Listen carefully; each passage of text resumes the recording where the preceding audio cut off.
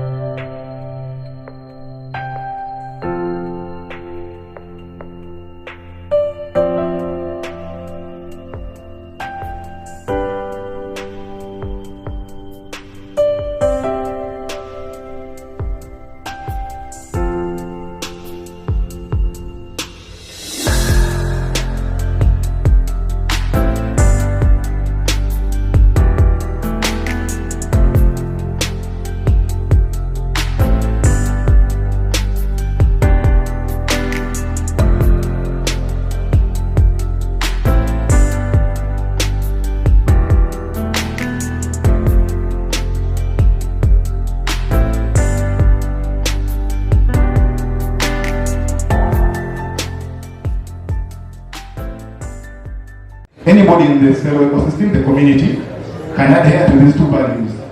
The first value is a unique purpose, the second one is connectedness.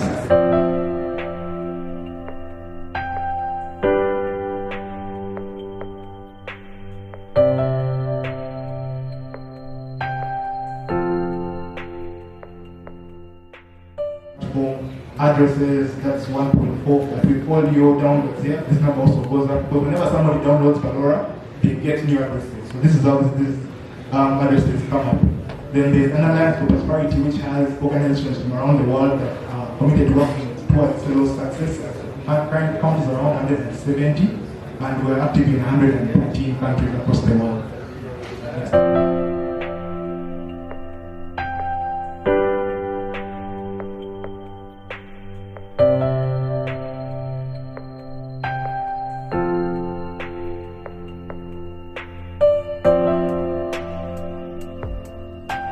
Stability mechanism that ensures that these assets are not just there issued in thin air, but there is something happening in the